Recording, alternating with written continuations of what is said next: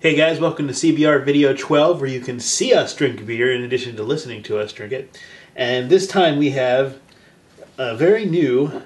Great preparation. Set my glass right in front of the bottle there.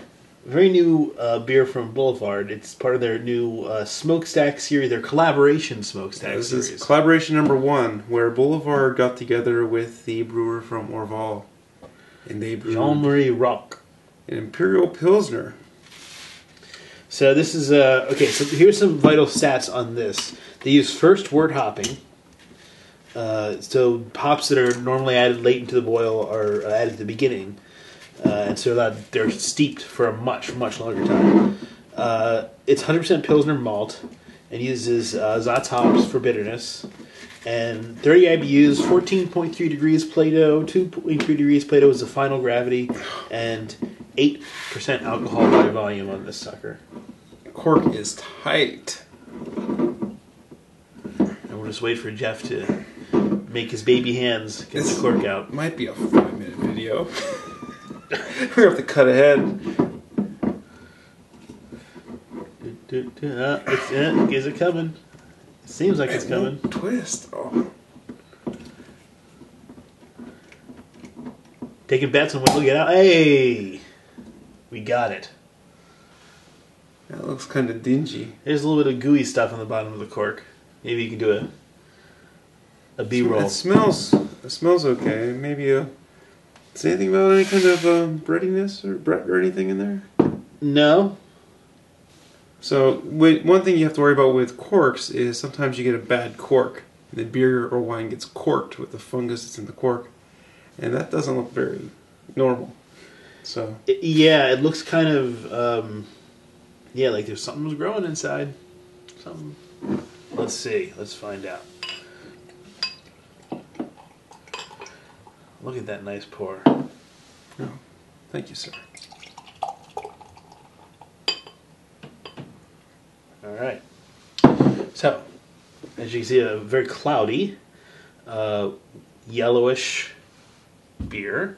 Yeah, What you'd expect out of a Pilsner. Golden straw color. You'd expect a little more clarity, but Imperial Pilsners, with all those hops they have, they're kind of a little more hazy in general. So it's not too unusual, but it is nice, a little more cloudy. Big, thick head. Oh, that's a Pilsner head for sure. Check that out. Very, very Pilsner malty. The just barely toasted malt. Mm-hmm.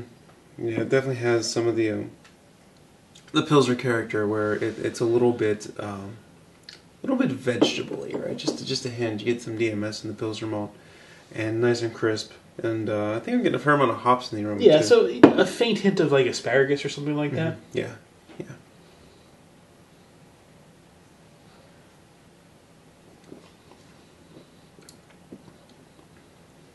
Very clean flavor. Mm-hmm.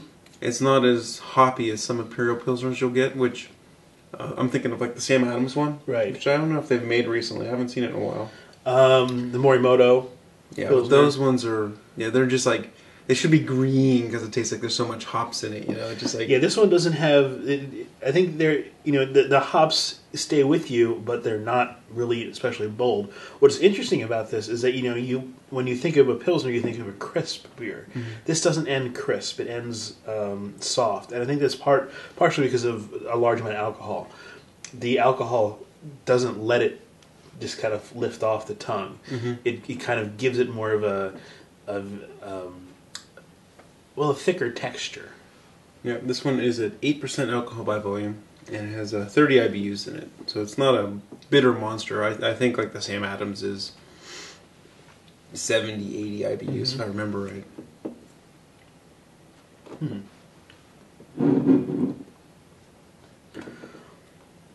It definitely has some DMS in it, which is par for the course for it's Pilsner. not excessive. It tastes pretty good. It tastes pretty good, but when I think Pilsner, I like that crispness, and I like that to come out. And I don't know whether I'm really getting all of what I wanted out of the Pilsner. I mean, but it's an Imperial Pilsner. It's an Imperial Pilsner, so it's a little bit different. Yeah, you're not going to find crisp trying to think of one, but generally there's a lot more malt there, right? So it's not as crisp as a regular Pilsner. So sort of like an ale-y Pilsner, if that makes sense. I mean, it's not. It's a Bocky Pilsner. A Bocky Pilsner. I'll go with Bocky Pilsner.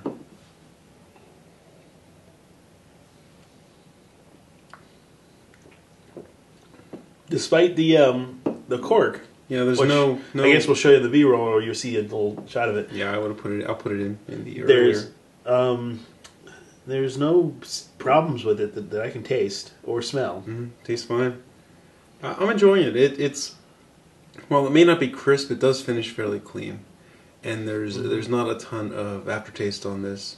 You could drink this big bottle with a friend, and it wouldn't become too overpowering. It wouldn't become too sweet or anything.